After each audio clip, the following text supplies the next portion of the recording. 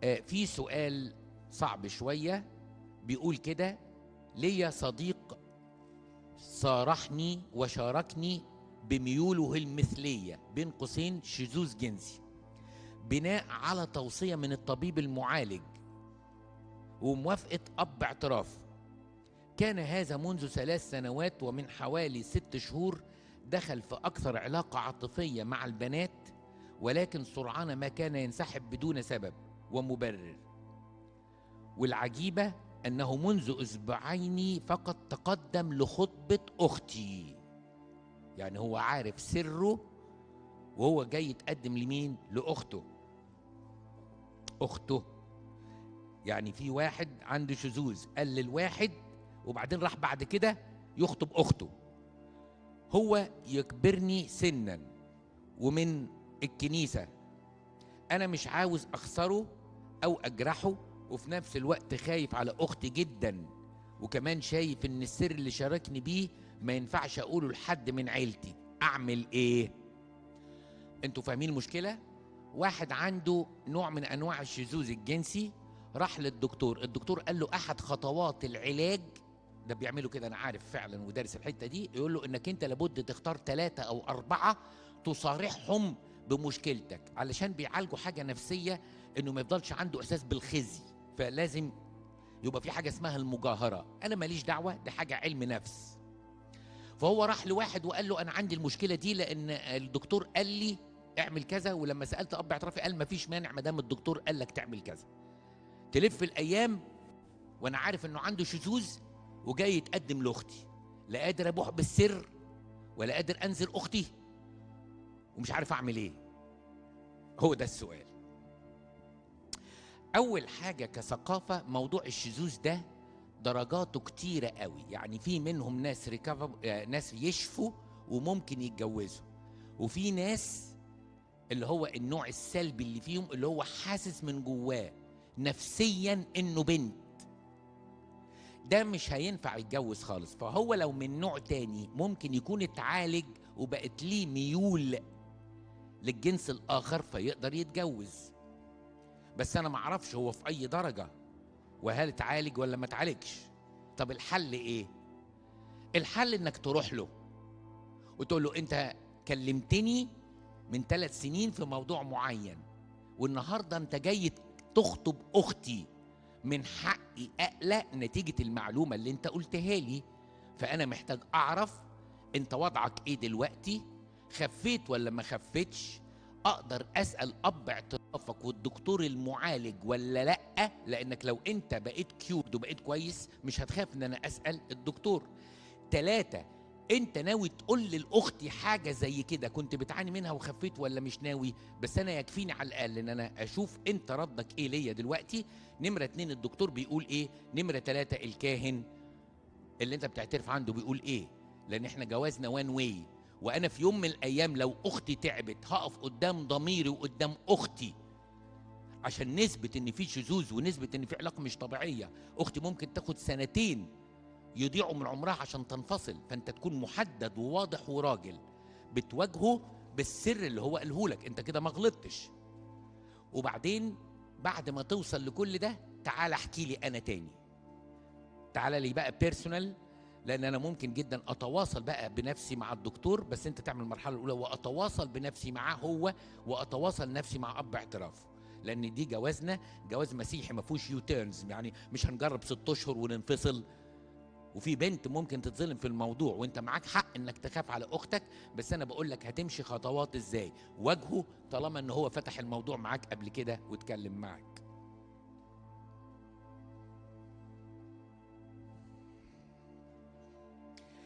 ايه رأي الكنيسة يا ابونا لو الواحد يكون كاتب زي وثيقة او بيان انه بعد ما يموت يتبرع باعضائه لحد تاني؟ الحالات اللي ممكن ينفع فيها كده زي حالات موت الدماغ مثلا، او اذا صح الكلام ده بصفة عامة، يعني واحد جاله مثلا يسموه كلينيكال داس، يعني خلاص كل الوظائف واقفة بس لسه جسده حي، فبدل ما يشيلوا الفنتليتور او الجهاز التنفس او لو سحبوا الاجهزة هيموت، فممكن يبقى بيتبرع بالاجهزة بتاعته. الحقيقة من الجانب الاخلاقي، وده جانب لا تمانع عنه الكنيسة، ان ممكن الانسان يتبرع باعضائه من اجل انقاذ انسان تاني، فده عمليه مش وحشه. هو بيسال سؤال، طب انا لو اتبرعت باحد اعضائي مش جسدي كده يبقى مشوه والكنيسه مش هتصلي عليا؟ لا اطمن، هنصلي عليك اذا كانت دي انت عاوزها. لا هنصلي عليك، اطمن خالص، يعني مش هنردك يعني. ده عمل يا حبيبي كانه يشابه الفداء. والحقيقه الله ينيح نفسه البابا شنودة اتسأل السؤال ده وأجاب الإجابة دي، قال طبعا لا مانع، لأنه عمل إنساني، إنسان بيعيش إنسان تاني، فإيه المانع؟ وخاصة إن إحنا عارفين إن في قيامة للأجساد والجسد ده كله هيتحول لتراب ياكله دود، فما تقلقوش، يبقى مش غلط، مش غلط. ابونا انا مكتئب وليا فتره كبيره متناولتش ولا اعترف، عشمان في ربنا وفيك انك تكون اب اعترافي. لا تجيلي وانا اوصف لك اب اعتراف، لان انا الحقيقه يا حبيبي اسف لودد قوي في المواعيد ومش قادر اخد اعترافات كتيره ولا جديده، وقاصر الاعترافات بس الجديده على اولاد الكنيسه. فلو انت من ولاد الكنيسه عندنا اهلا بيك، لكن مش ولاد الكنيسه مش هقدر، لان ولاد الكنيسه نفسهم مش لاقيين مكان. وفي اباء كهنه جديده اترسمت عندنا من حيث المبدا ممكن تعترف عندهم، فانا ممكن اوجهك لحد من الاباء الكهنه، لكن انا اسف يا حبيبي بعتذر مش هقدر اخد اعترافك. مش ترفع، صدقوني مفيش وقت، يعني المشكله في الوقت. ولما حد بيجي جديد ما هو اخد مكان يقول لك انا بس يا ابونا، انا بس يا ابونا، بس انا بس يا ابونا دي بتتقال في اليوم 15 مره، فما بقتش انا بس، ده بقى 15 في 5 ايام، ادي 75 في 12، يعني ما خلصناش كده، دخلنا في ال1000، فاهمين؟ وعشان كده انا بعتذر عن الاعترافات الجديده.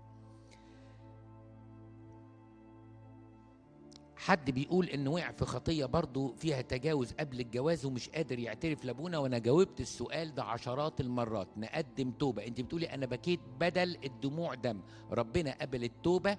لو مش قادرة تقوليها الأب اعترافك، شوفي أي أب كاهن تاني من غير ما تقولي اسمك ومن غير ما تعرفي أي حاجة عن نفسك، ولو أنت جريئة شوية اكتبيها في ورقة واديها الأب اعترافك، كله دوت ينفع. المهم إن أبونا يقرأ لك الحل والتحليل على الخطية اللي أنت وقعتي فيها. واحد بيقول أنا يا أبونا عمري 32 سنة، أعمل في مجال الاي تي، وكاتب تفاصيل عن شركته، مش مشكلة، متقدم لواحدة أبوها اشترط عليه انه لازم يغير الشقه بالرغم انه ما شافش الشقه، وطلب ان لازم يكون شقه بنته في برج واسانسير وحاجات من دي، وان الجواز يكون في خلال 6 اشهر، وانا ما عنديش امكانيه. ولما قال لي عندك قد ايه فلوس، قلت له عندي فلوس تخليني اشطب شقتي شقه كويسه، فاشترط ان الخطوبه ما تقعدش اكتر من 6 شهور، بالرغم انها كانت مخطوبه قبل كده لواحد ابو غني، وكان حاطط شروط ان الجواز ما يتمش قبل 4 سنين. بص يا ابني، هو انت ليه بتقارن نفسك بالخطيب السابق؟ هو كل الجواب بعد كده مقارنه، كان موافق له مش موافق لي، كان موافق له مش موافق لي. بص من الاخر كده، من الاخر، يا اما بيحط لك شروط صعبه عشان بيقول لك بصوره مؤدبه قوي مع السلامه، يعني مفيش قبول، مفيش ارتياح، مش انت اللي عاوزينك لبنت، انت لسه هتجاهد وتبني نفسك يا عم، عايزين حد جاهز. بس انت بتقول ان البنت عاوزاني ورافضه جواز مش عارف الصالونات ولا ايه. حبيبي انت عملت اللي عليك واتقدمت، هو حط شروطه. البنت لو عاوزاك هي اللي هتكلم اهلها، لكن انت لغايه دلوقتي الرساله اللي وصلت لك بالمختصر شروط تعسفيه معناها بنرفضك، فانت لازم تشتري نفسك وما تنفعش تقلل من قيمتك. انت قلت اللي عندي كده واقدر على كده، ولو ما قدرتش على كده اقدر اعمل كده، انت تحط كل امكانياتك. هم رفضوا، هم احرار. طب البنت هتزعل، دي مش مشكلتك دي مشكلة البنت مع أسرتها، فيا إما هي هتقنعهم وهيوصلوا لحاجة مع بعض، يا إما مش هتقدر تقنعهم، يبقى الموضوع منتهي وما تفكرش فيه تاني، لأن هم قيموك من زاوية واحدة بس، وهي الزاوية المادية، وخاصة إنك أنت أوريدي عندك شقة.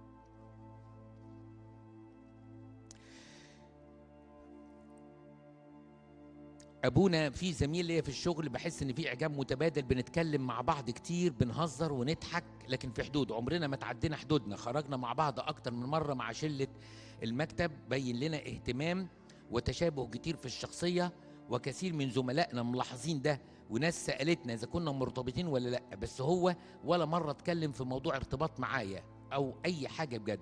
هو شخصية دايما مترددة من أي قرار في حياته، بيفكر كتير جدا جدا، ومن ضمن كلامه إن الجواز ده قرار صعب، وإن لازم الشخص يكون متأكد جدا إن الشخص ده اللي هيعيش معاه. بس إحنا بقالنا 1.5 سنة في تعامل مستمر. في إيه رأي قدسك أحط أنا آخر للعلاقة دي وأتكلم معاه بوضوح، وهل في حاجة من ناحيته ولا لأ ناحيتي؟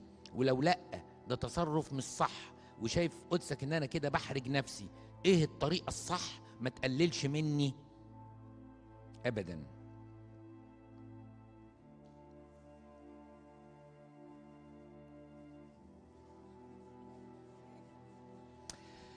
أنا هقول لكم على حاجة، بس مش كنتش عايز أقولها قدامهم، المشكلة إن هقولها قدامهم. في ولاد لما تحس إن البنت is available and she is funny، وبنكون وسط الناس كلنا بنخرج شلة المكتب وهي لذيذة، حتى لو عاجبها ما هو يعني ما هي محجوزة محطوطة، يعني أقدم خطوة ليه؟ فأنا هديلك نصيحة، أنت عاوزة تحطي نقطة لأن أنت بتعاني من تعب كاتباه، إنك أنت الموضوع لا محصل برد ولا حر ولا صيف ولا شتاء، والموضوع ده تعبك قوي، فأنت عايزة تعرفي هي أون ولا أوف. ده ملخص السؤال. أنا هقول لك نصيحة بليز، هي دي نصيحة مش روحية، نصيحة اجتماعية، يعني كأب بينصح بنته. بليز ستيب باك، يعني ارجعي خطوة وخطوتين، وخليه هو يلاحظ إن في رجوع. لو هو ابتدى يسألك يقول لك أنت متغيرة ليه وراجعة ليه، تقولي له أنا شايفة إن هو ده كويس لعلاقتنا. يقول لك ليه يا حصل اتغيرت؟ تقول له عشان أنا مش فاهمة هو علاقتنا عنوانها إيه. حس أوقات كتير إنك بتبدي اتهام ومش اكتر من اهتمام، والناس في الشركه ملاحظه، فانا من اجل اسمي وسمعتي انا برجع لورا خطوه. لو هو الموضوع كان اخويه وخلاص يقول لك ايه براحتك، لو الموضوع كان فعلا عاوزك هيقول لك انا عاوزك بس انا متردد، وساعتها انت هتشوفي بقى لو التردد ده طبعه، ده انسان متعب على مدى الحياه، متعب على مدى الحياه. لكن لو هو افصح بس انا مش مستعد، انت ساعتها تقيمي الموضوع، لا انا اقدر استنى ما اقدرش استنى، طب لو استنيت نستنى قد ايه، هيبقى في مجال. فانا بقول لك النصيحه ستيب باك 2 ستيبس كده، ارجعي خطوتين لورا، وخليه يحس ان في حاجه متغيره، هو اللي هيبتدي يكلمك لو باقي على العلاقه او في حاجه بيفكر فيها، لكن انت ما تبتديش وتفتحي مع الموضوع. يا ابونا عندي سؤال في صلاه النوم، احنا بنقول ايتها العذراء الطاهره اثبلي ظلك السريع المعونه على عبدك، فلماذا نقول عبدك؟ مش احسن نقول ابنك؟ انا اعرف ان احنا لا نعبد السيده العذراء، فارجو توضيح المعنى هذه الكلمه واذكرنا في صلاتك. بص يا حبيبي، من ضمن برضو المحاضرات الروحيه اللي اداها لنا قداسه البابا شنودة في الاكليريكيه، لما كان بيقول احنا مختلفين عن اخواتنا الكاثوليك في حاجه اسمها، عندهم عقيدة اسمها عبيد مريم، احنا بنرفض تعبير عبيد مريم. فواحد قال له طب ما احنا عندنا في الأجبية بنقول عبدك، فجاوب إجابة حلوة قوي.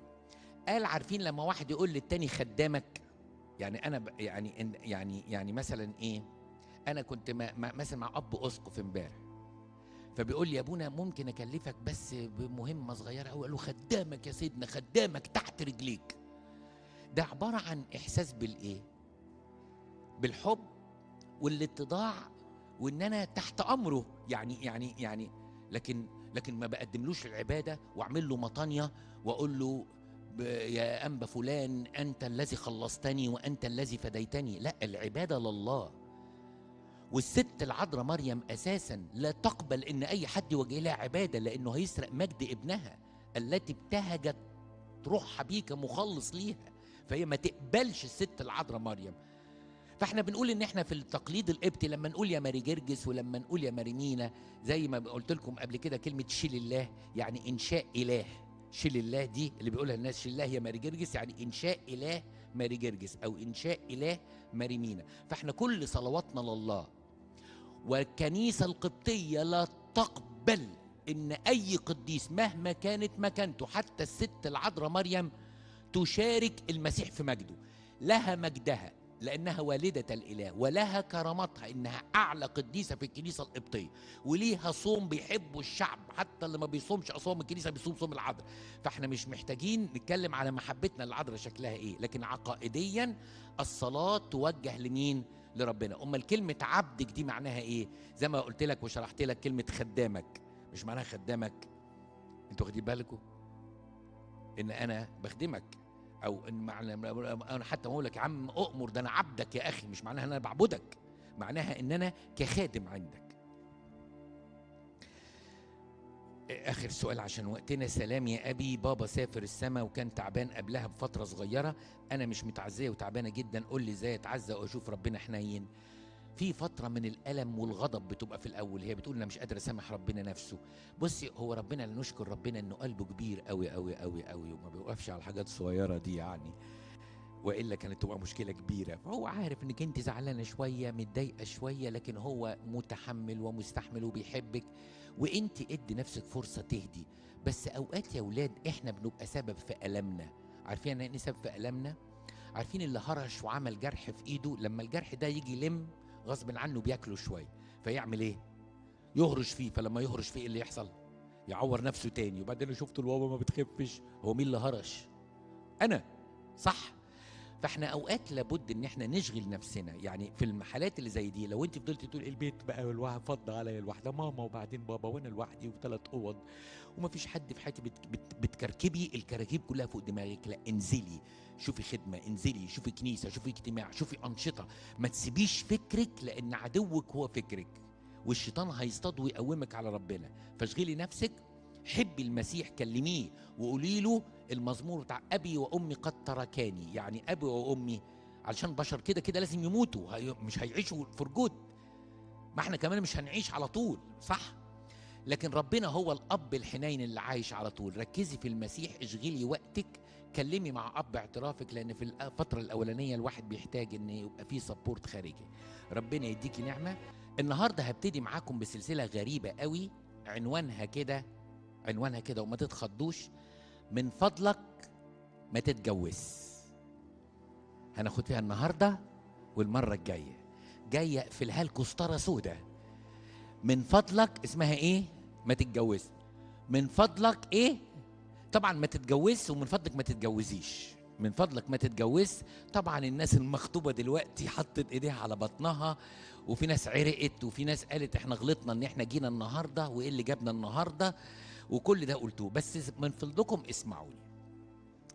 كنا في سيمينار مع اباء كهنه عددهم كبير قوي، كنا بنتكلم في موضوع المشاكل الزوجيه. فكان اول سبب من المشاكل الزوجيه ان كانت في ناس not qualified to get married. يعني ايه؟ ما كانوش مؤهلين ان هم يتجوزوا، ما كانش بالبلدي ليهم في الجواز. وعشان ما كانش ليهم في الجواز، لما اتجوزوا المشاكل بقت كبيره وملهاش حل. فاحنا هنعرض نوعيه من الناس اللي المفروض ما تتجوز، مش عشان ما تتجوزوش، عشان لو انت من الناس دي لو ما عالجتش المشكله ونفسك قبل ما تتجوز، انت بتظلم الطرف الثاني اللي هتتعسه كل ايام حياته. من فضلك ايه؟ ما تتجوز. هنقول الكلام ده لمين؟ هنقول المجموعه المره دي ومجموعه المره الجايه، لان هم النهارده مش هقدر اخد اكتر من نوعين عشان نفضح نفسنا ونشوف فعلا احنا ننفع نتجوز ولا ما ينفعش ايه نتجوز. اول واحد ما ينفعش يتجوز هو الانسان المدلع. المدلع صعب جدا يتجوز، واهله بيبقوا عارفين كده ويقولوها بهزار، يقولوا الله يكون في عونها اللي هتتجوزك دي، يا ساتر دي مامتها داعية عليها. او الام تقول لبنتها انت لو فضلت كده هيرجعك بعد اسبوع، لان مش ممكن حد يحتمل دلعك ومساختك دي. هم بيقولوها بهزار، بس هم عاوزين يجوزوا بنتهم وعاوزين يجوزوا ابنهم اللي قاعد على الشلته طول النهار بيشرب في نسكافيه وشاي. فهم بين نارين، عارفين ان ابنهم هيعمل مصيبه او بنتهم هتعمل مصيبه في واحد يعني، لكن هم عاوزين كمان يخلصوا. بس الحقيقه لو انت من النوع ده بامانه ما ينفعش تتجوز. ليه المدلع ما ينفعش يتجوز؟ هقول لكم نقطه نقطه. النقطه الاولانيه لان الحياه صعبه، ستريس اوفر ستريس اوفر ستريس، ضغط فوق ضغط فوق ضغط. مش قصتي شعرك قصه ونيو لوك وعشاكي فين وفسحك فين، ده كل ده كده في لكن لا، الحياه شديده. عشان كده المدلع بيتفرض بسرعه. يعني ايه بيتفرض بسرعه؟ يعني انا هتخيل انك انت مرتبك 5-6,000 جنيه ومحتاج واحده تساعدك في الحياه، مرتبها 3,000 4,000 ان شاء الله، بس في الاول كده لغايه لما تجيب بيبي او 2 مثلا يعني، وانت يو دونت مايند انها تقعد في البيت، بس الاول محتاجين نساعد بعض. وهي دلوعه هتعمل ايه؟ هتنكد عليك. كل ما تقول شفت المدير كلمني زي النهارده، الشغل انا كرهاه، الشغل انا مش طايقاه، I'm over stressed، I'm over واي حاجه مضايقاها. لا بيعاملوني معامله ايه؟ الشغل بيئه، الشغل كله بيئه. شوف لي شغلانه كويسه. يعني ايه شغلانه فين؟ يعني حاجه كده على مقامي، مديره كده تشتغل يومين في الاسبوع، وفي اليومين تشتغل ساعتين في اليومين، ويكون شغله فيها مواصلات رايح جاي. لكن الحقيقه يعني اللي انا فيه ده مش قادره. فقدام صعوبه الشغل خذلته، وقدام صعوبه البيت خذلته. لا البيت مش متروق ليه؟ قالت له ما روقته اول امبارح. يقول لها بس تنعكش تاني. تقول له ما هروقه ويتنعكش، وما نروقه ليه؟ وبعدين يعني انا ما تضغطش عليا، اعمل معروف، اعصابي ما تستحملش. ما تضغطش عليا ليه؟ هي مدلعه طول النهار. ايه كانت بتدي اوامر في ماما، وتقول يا ماما هاتي لي الكافي ميكس، هاتي لي النسكافيه، هاتي لي الكابتشينو في البيت، هاتي لي في السرير، انا قايمه مكسره النهارده مش رايحه الشغل. فالدلع ده بقى سلوك مكتسب. اتعب ليه؟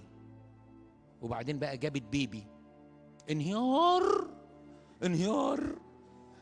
يا ماما البيبي بيعيط، كلهم بيعيطوا، وانت كمان كنت بتعيطي. يعني طلع لك اعجوبه عندك عيل بيمغص ويعيط دونا عن كل الامهات.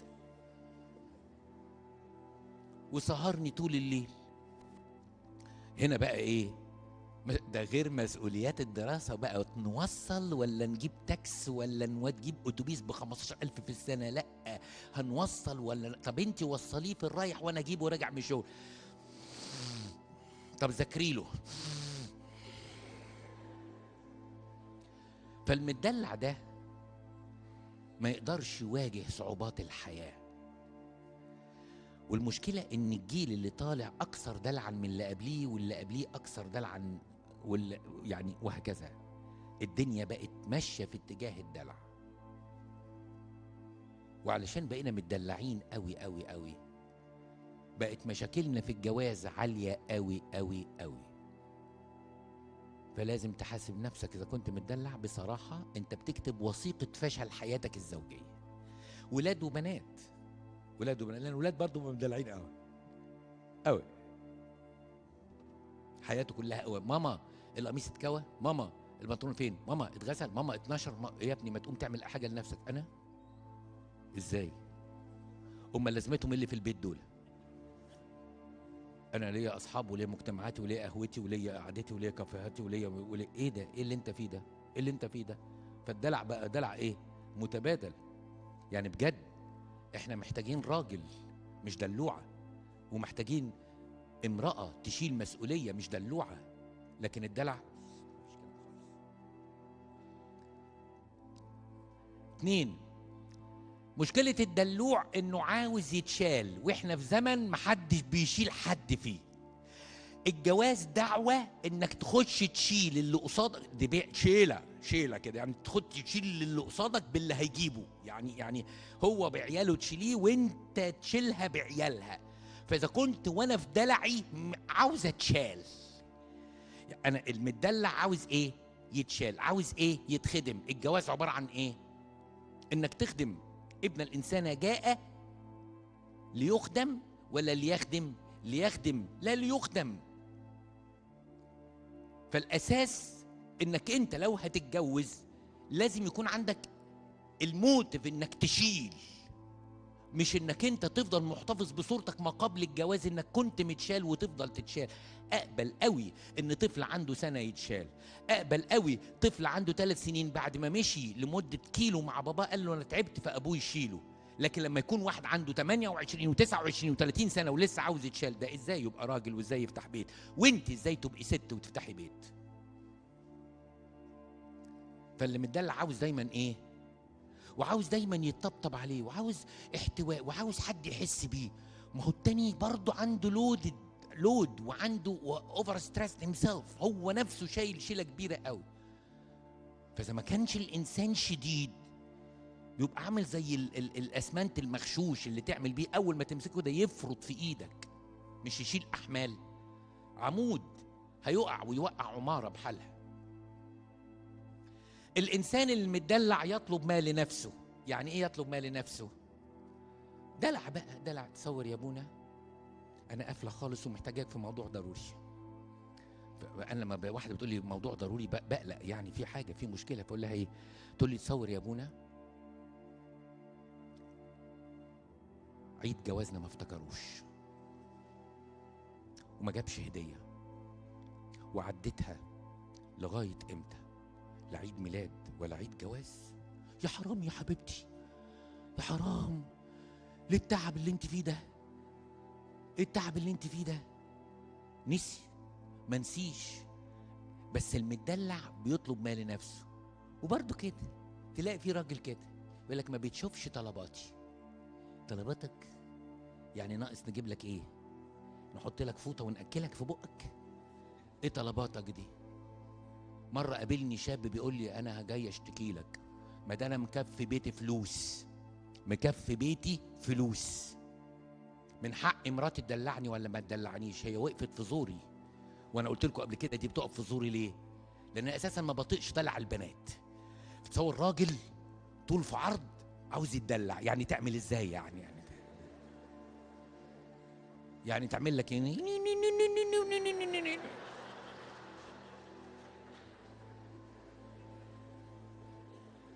فالمدلع يطلب ما لنفسه. يعني ايه يطلب؟ يعني ايه يطلب ما لنفسه؟ دلعوني.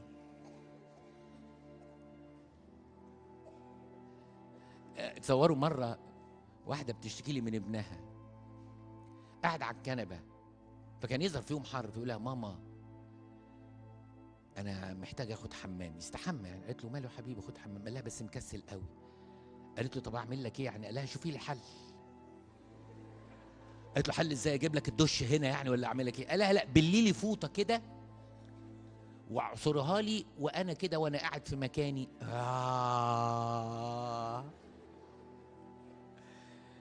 تصور عاوز يستحمى على الكنبه.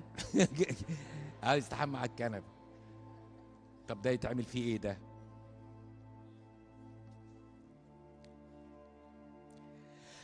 المدلع ما ينفعش في الجواز لان قطته جمل. عارفين يعني قطته جمل؟ يعني قطته جمل، قطته جمل ده مثل معروف قوي، قطته جمل. طب اشرحه لكم يعني قطته جمل. اديكم مثل. يعني احنا ايامنا لما كنا في نص السبعينات، علشان كانت ايامنا ما فيش عربيات ملاكي وكلنا بنركب مواصلات، انا كليتي كنت بركب لها يا مواصلتين يا 3 على حسب، يعني مواصلتين يا 3. فكنا نشوف الاتوبيس كده معدي والاتوبيسات زحمه جدا، فكنا نرجع قبل ميدان التحرير بنص محطه عشان يبقى في اشاره، والاتوبيس بيجري انت بتجري جنبه. عارفين اللي بيلعبوا الترابيز بتوع السيرك اللي بيطيروا في الهواء دول من غير ما يمسكوا ايديهم؟ فانت بتمشي جنب الاتوبيس تجري تجري تجري تجري وتروح حادف نفسك، حادف نفسك على امل ان اللي واقفين على الباب كلهم ماسكين ايد وفي ايد بره، فانت بتحدف نفسك وبتسلم حياتك وامرك لربنا وبتكون مطمن انك متناول، لان مش عارفين الحادفه دي نهايتها ايه. واول ما بتحدف نفسك تلاقي كل الناس تواصلت معاك وجابوك، وتلاقيت نفسك جوه كتله بشريه ما انتش عارف انت على الاسفلت ولا جوه الاتوبيس بس ماشي. وكان بيحصل كده في ال3 مواصلات، لان لا كان في مترو انفاق ولا كان في واو الى اخره. دلوقتي البنوته اللذيذه جايه تعبانه ومفرهده، قلت لها ليه انت تعبتي؟ جايه باوبر من المعادي لمصر الجديده مكيف بس هبطانه حبيبتي.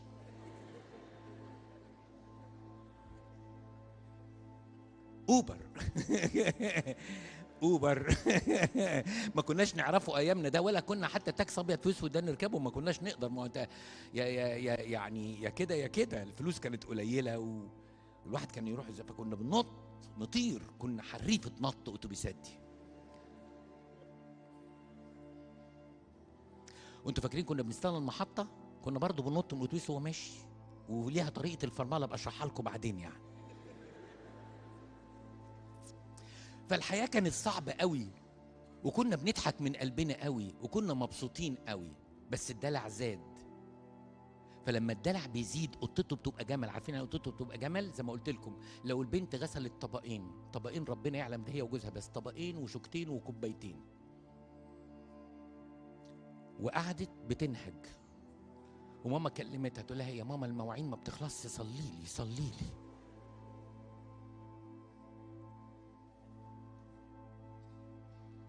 عرفتوا يعني المدلع قطته جمل؟ يعني عمل فسفوسه كده، يا نفسها تصعب عليها قوي. طبخت. طب ماما كانت بتعمل معاكي ايه في طول عمرك؟ ما كانت طول عمرها بتطبخ الست وما بتشتكيش، بس احنا بقينا قطتنا جمل، يعني اي حاجه نعملها عاوزين 5 يسقفوا لنا و6 يصوروا لنا فيديو وتتكتب في السنكسار.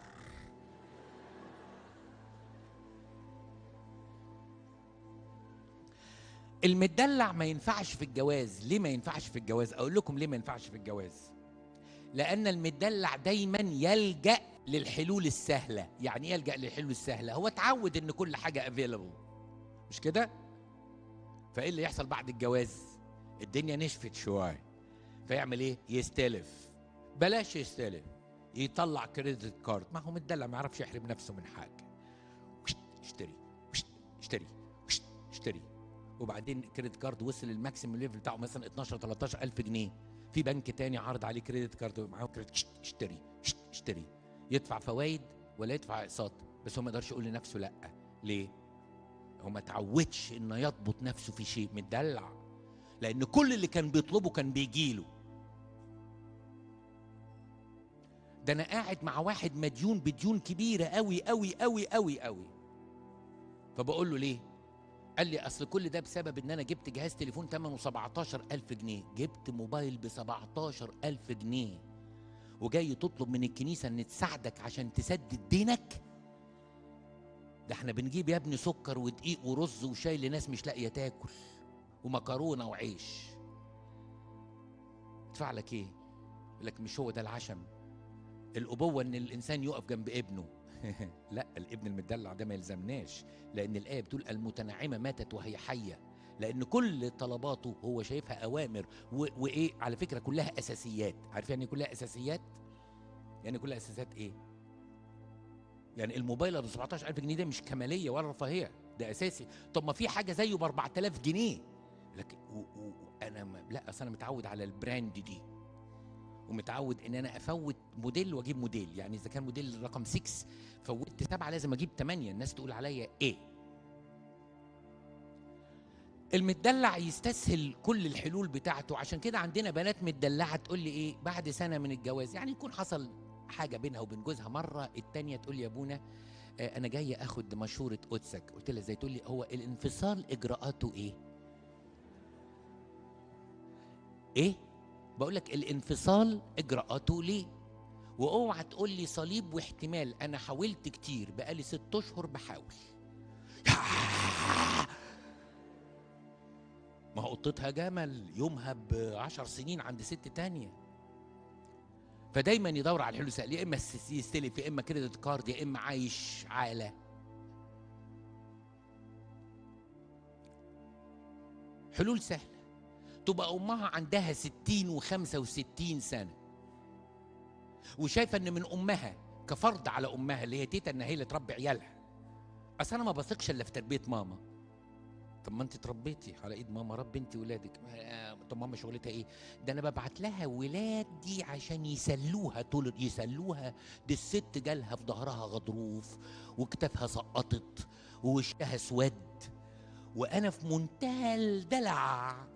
امال هي ماما ولا مش ماما؟ ما في امهات بتدور على بناتها عشان يجيبوا لها احفادها. ماما هي اللي وحشه، ماما هي اللي وحشه، وانت مش دلوعه. ومش عاوزه تشيلي مسؤوليتك. عرفتوا ليه الدلوع ما ينفعش في الجواز؟ عرفتوا ليه الدلوع ما ينفعش في الجواز؟ لانه بيرفض الاحتمال ويرفض الصليب ويرفض حتى طبع الاخر. ممكن يكون متعب، بس ممكن يكون ربنا سمح بالإنسان ده عشان أنا أتعلم حاجة في حياتي الروحية وأنمو. بقت مرفوضة كلمة إنكار. يا جماعة الجواز إنكار الذات. يعني إيه يا ابونا؟ ده الإنسان عايش عشان يحقق ذاته. خلاص بقى فكر عالم مش فكر مسيح. لازم يا بنتي تتضعي. اتضعي يعني إيه؟ اتضعي يعني إيه؟ المدلع ده آسف ما ينفعش في الجواز. المدلع ما ينفعش في الجواز لأنه يصير عبئا وليس معينا نظيرا. ربنا لما خلق حواء قال لآدم معينا نظيرا. يعني ايه؟ زيك زيه، بس انت ليكي شغلة انك انت مسؤوليات الحياة تتقسم بينك وبينه. هو بيشقى عشان يجيب لقمة عيش وانت بتربي أولاده وما بتشتكيش. لكن المدلع عبء. عارفين يعني ايه عبء؟ بسبب كل اللي انا قلته مش عاوز يشيل مسؤولية. فبدل ما أنا أساعد جوزي، أنا بعمل إيه؟ بشيله همي أنا نفسي.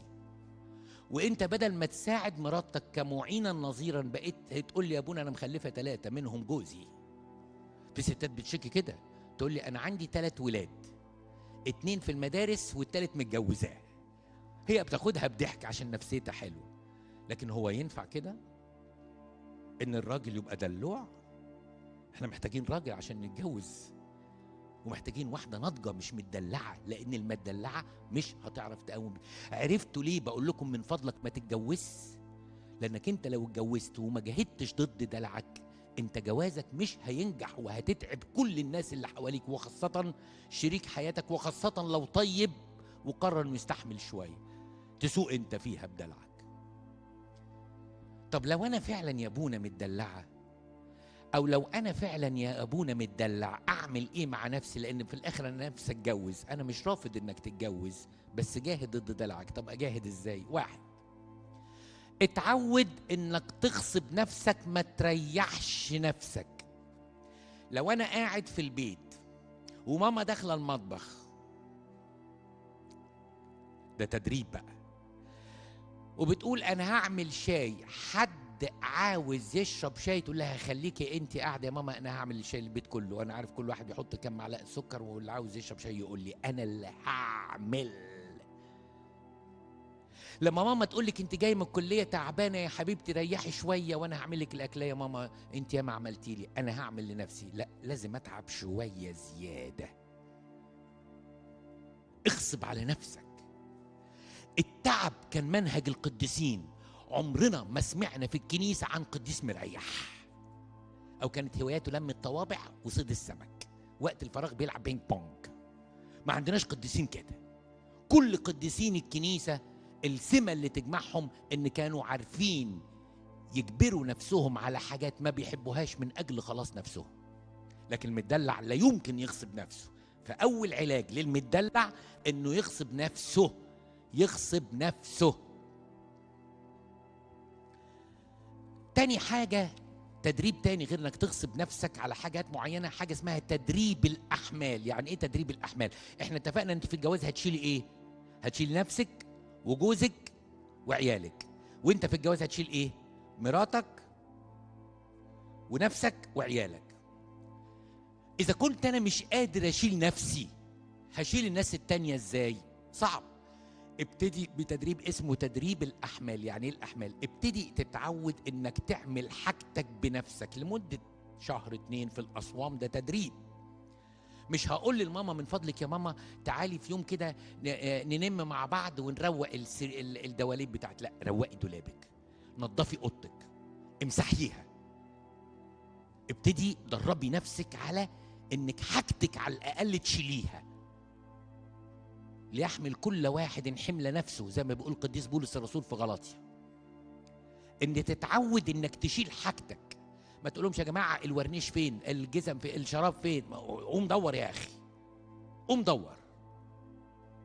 ليه واخد لقب باشا كده وباشا تركي وكل اللي في البيت عبيد عشان يشوفوا لك مصلحتك فين وانت قاعد؟ شوف حد شاف كذا، حد شاف، حد يدور لي على النضاره، حد يشوف المفاتيح، اتاخرت يعني غلطتك وبتشخط فينا.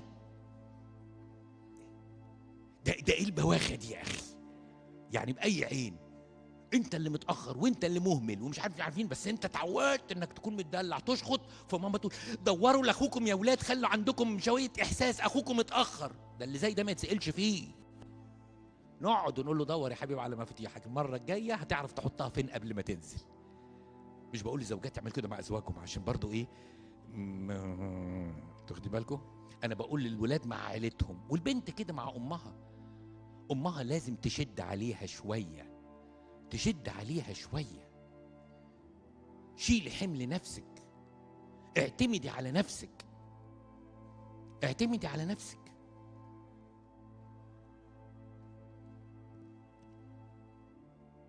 تالت علاج للمدلع، وده تدريب اصعب شويه، الاختيارات الاصعب.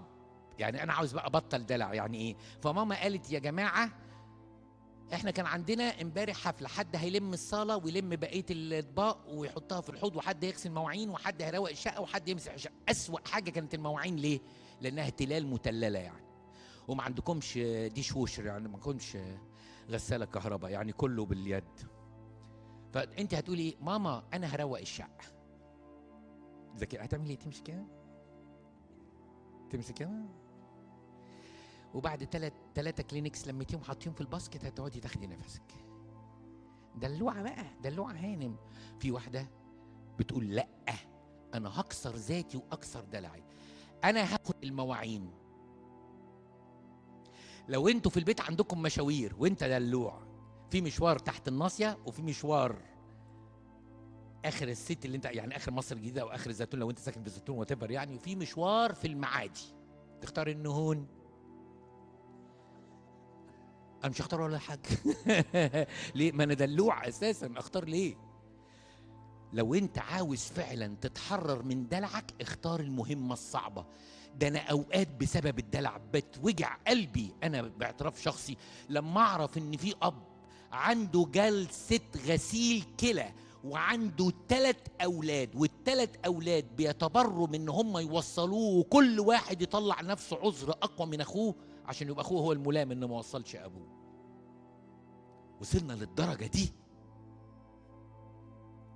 ان الاب يرجو مين يودي من ولاده جلسه غسيل كلوي؟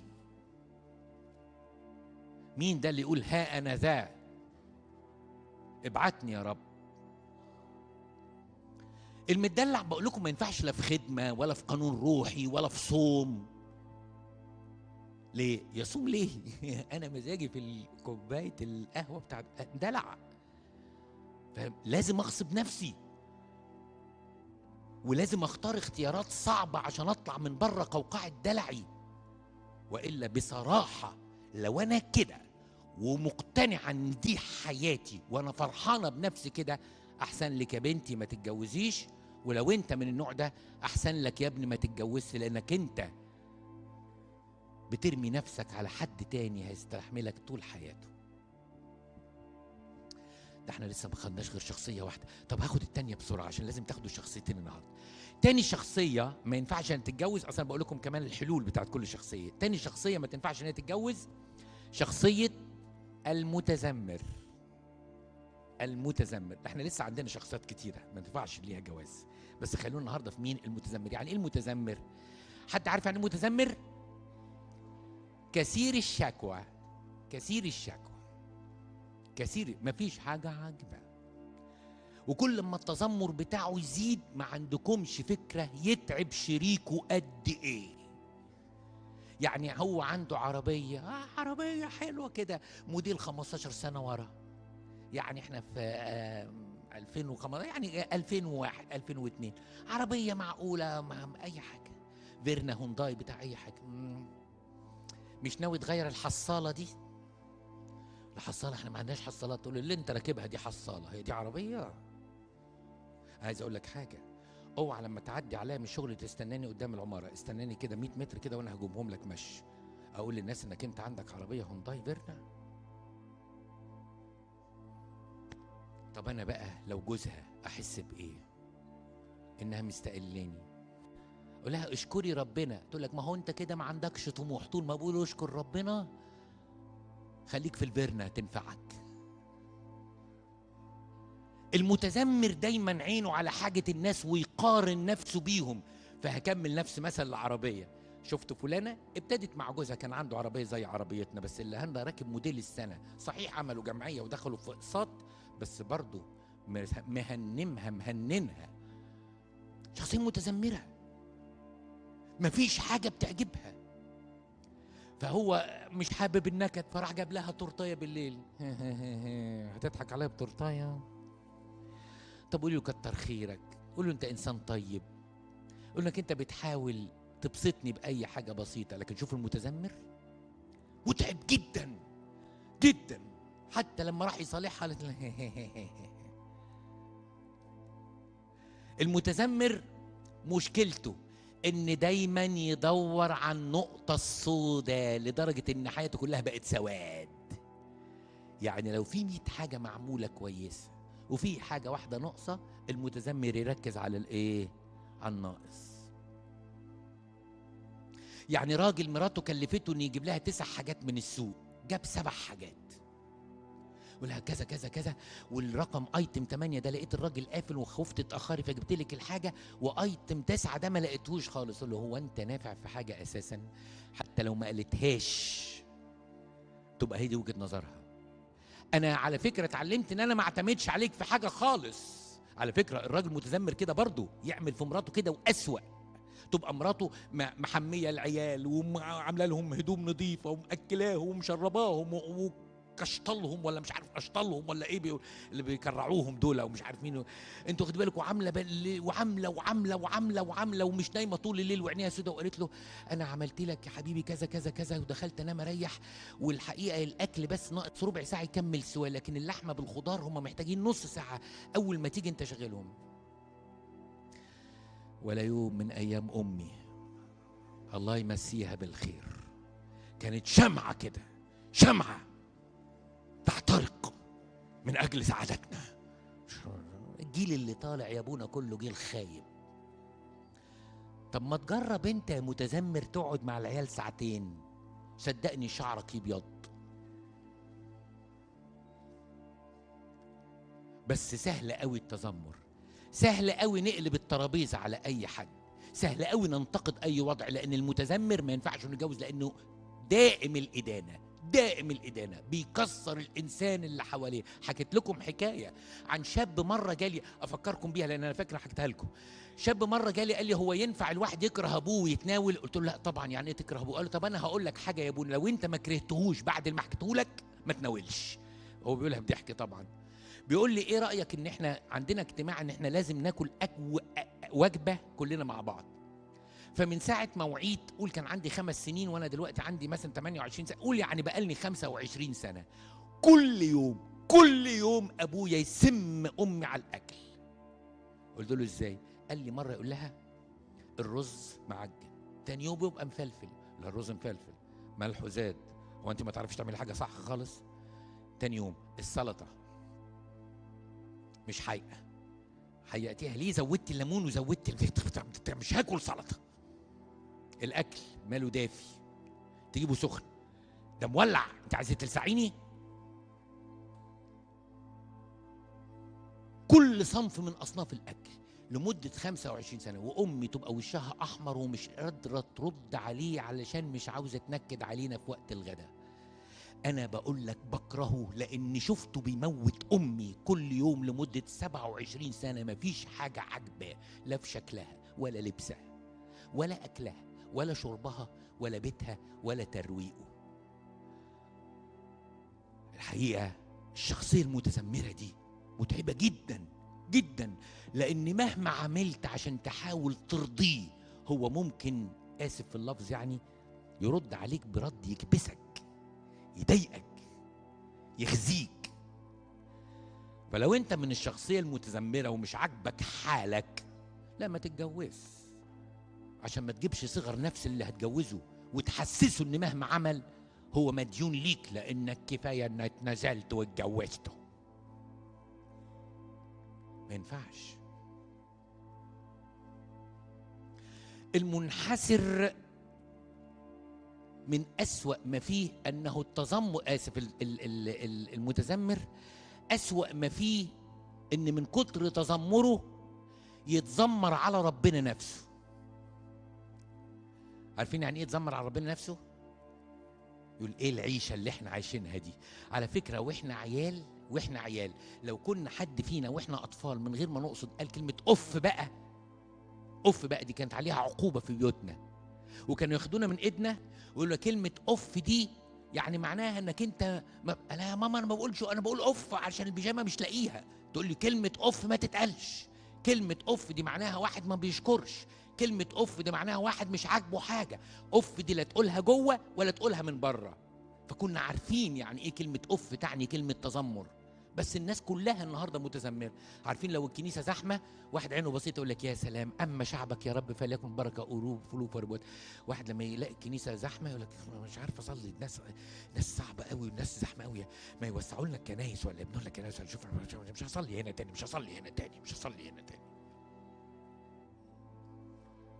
زي ما قلت لكم المتذمر متعب جدا، لان دايما شايف ان كل الناس لابد ان تسعى لارضائه، ومهما عملوا مش عاجبينه، ففي الاخر يتذمر على مين؟ على الله. هو يبقى متجوز كده يقول عملت ايه بس انا يا رب سهل انك توقعني الوقعه دي، وهي تقول يا رب قد كده خطاياي كانت كبيره عشان اتجوزه. يعني في الاخر خالص بنلوم مين؟ بنلوم ربنا. المتذمر ما بيعجبوش حاجه، بس عشان وقتنا خلص وفي نقط كتير في التذمر هنقول لكم بقى ازاي اعالج نفسي من التذمر اذا كنت عايز اتجوز. لكن ما تنفعيش تتجوزي وانت انسانه متذمره، وما تنفعش انت تتجوز وانت انسان متذمر. اول تدريب اشكر ربنا على اللي عندك، لانه ليست عطيه بلا زياده الا التي بلا شكر. اشكر ربنا على اللي عندك. تتذمر على ايه؟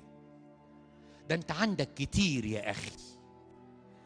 جرب كده ان لو ربنا بس سحب جزء من صحتك اللي عمرك ما شكرت عنها، وقعدت يا متذمره ان مفيش خروجات كل ويك اند زي بقيه البنات اللي بتخرج كل ويك اند، قعدت شهر في السرير عشان عندك غضروف اتحرك او لمس عصب عمل تعب في عرق النسا مثلا، هيبقى شكلك ايه؟ او انت شكلك ايه؟ اشكر، لان اللي انت عندك في ناس كتيره قوي مش طايلاه. اللي بيتذمر على الجواز ده في ناس بتحسده انه متجوز، بس ما حدش فينا بيشكر ربنا، لان اعتدنا ان احنا نلوم ربنا على اخطائنا، واعتدنا ان احنا نلوم ربنا على حياتنا بدل ما نشكره مع كل نفس بنتنفسه على كل عطايا لينا. اقول لك حاجه تاني تعالج التذمر اذا كنت عاوز تتجوز. اخدم معوازين او فقراء. وعاوز احكي لكم حكايه شخصيه حكيتها لكم يمكن قبل كده. انا وقتنا سرقنا شويه فانا هختم بالحكايه دي. لما مره رحنا في بعثه كده ونخدم في افريقيا، كانت الناس ايه؟ ناس اللي احنا نخدمهم دول مش لاقيين ياكلوا. فلما كانوا بياكلوا عارفين كانوا يعملوا ايه؟ يجيبوا برطمان بدل الكوبايه ويحطوا فيه معلقه دقيق ويحطوا ميه دافيه ويحطوا شويه شطه وملح ويقلبوا، فالدقيق مع الميه الدافيه يخليها غليظه شويه كانها شبه عجين ما بين العجين والماء، ويشربوه. هو ده الفطار، هو ده الغداء، هو ده العشاء. لقوا شويه باميه ناشفه فركوها مع الميه المغليه والدقيق، كانت حفله. حكايه اللحمه او الجبنه او اللبن دي رفاهيه لا يحلم بيها، لان كان متوسط الطفل اللي بيشرب لبن في الحتت اللي احنا رحناها 8 كيلو في السنه. يعني لما يجيبوا اللبن وعدد الاطفال ويقسموه على عدد الايام 8 كيلو في السنه. نص كوبايه ده اللي يقدر يحوز عليه الطفل. فانا كانت معايا بنتي، وبنتي تربيت هنا يعني وهي في ثانوي كان نفسها برضو تلبس جزمه ماركه، مش عارف تي شيرت مكتوب عليه ماركه، اي حاجه من الحاجات اللي الولاد والبنات يعملوها. فكنت مره اجيب لها ومره اقول لها مش قادره اجيب لك، يعني على حسب الظروف. لما رجعت معايا وهي في الطياره قعدت على حجري، اعتقد كان ساعتها في تانية ثانوي طالعة تالتة ثانوي، انا مش فاكر. لا كانت دخلت اولى جامعة، قالت لي يا بابا عاوز اقول لك حاجة، لو في يوم من الايام طلبت حاجة مش موجودة في البيت اوعى تقول لي حاضر ومن عينيا، اقلع اللي في رجلك واديني بيه فوق دماغي، لان انا ما استاهلش ان انا اعيش بعد اللي انا شفته. دي بنتي. فاوقات كتير قوي طول ما الانسان محصور في ذاته، عامل لنفسه تمثال من الذهب بيعبده، بيتذمر على اي حاجه ناقصاه، لو انت خرجت بره انانيتك وشفت الناس اللي مش لاقيه تاكل وبتشكر ربنا على عود فجل مع بواقي ميه الجبنه البيضه. في ناس كده، في ناس مش لاقيه تمن دواء خالص. الغريبه ان هم بيشكروا ربنا وانت تتذمر على ايه؟ على شريكة حياتك او على الحياة والخنيقة والبتاع. لكن مصر ما يتعش فيها انيمور يا ابونا. طب انت شفت البلاد في افريقيا شكلها ايه؟ طب انت شفت بلاد تانية شكلها ايه؟ لو انت خرجت بره ذاتك وخدمت الناس المعوزة والناس المحرومة، انت هتطلع بره فضيلة التذمر، بره خطية التذمر لفضيلة الشكر. اعرفوا ان اللي بيترمي في الزبالة عندكم من بواقي اكلكم، في ناس بتنقب فيه عشان تطلع منه لقمة تاكلها. اتذمر لانك انت فعلا تستحق اكتر من اللي انت فيه. اوعى تشكر ربنا لانه ما يستاهلش الشكر، لانك انت تحتاج اكتر من كده بكتير وربنا مش سائل فيك.